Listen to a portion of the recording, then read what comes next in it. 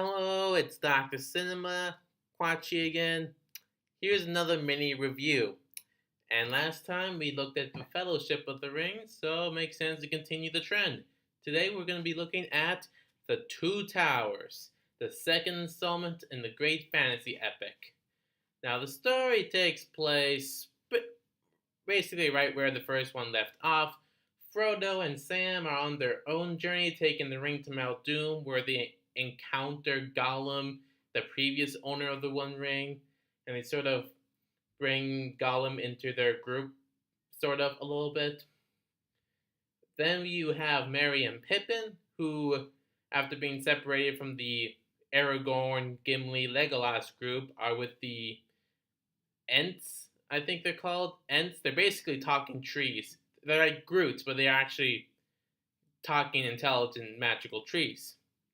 And they're trying to convince them to join the war against Sauron and the orcs.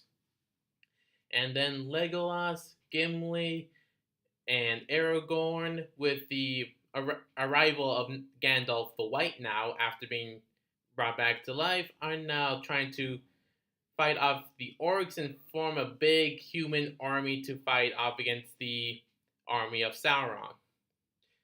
Now, this is big. Like, this is really big.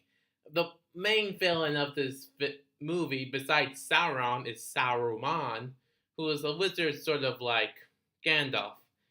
And that's really the main focus of this movie is right now. And my God, there's some great big fight scenes, and they really kick up the action. It's freaking awesome. And I will admit, I like this one a lot more than the first movie, like I said before. However, this movie isn't my favorite of the trilogy, but that's just because the third one is just so much bigger and more fun, but we'll get to that when we get to that. My favorite part of this movie is probably actually with Gollum, surprisingly, because he's the previous owner of the ring, and this pretty much launched Andy Serkis's career. And you really see and I just like the insanity and like the design and the voice of the character, which is actually pretty interesting. And of course, like I said before, another favorite part for me in these movies is the battles, which really start to get like bigger in scale and a lot more frequent. And even then, it's still sort of expanding the world of Middle Earth, like when they come to contact with other human towns and villages. And I think later on they'll get to like an actual kingdom. But I think that's really more in the third film. But again, we'll get to that when we get to that. And like I said, they really start to kick things up a notch, and you are just so goddamn excited to see how this is all gonna play out in the final film. That's really all I had to say about this. Anything to add, Quachi?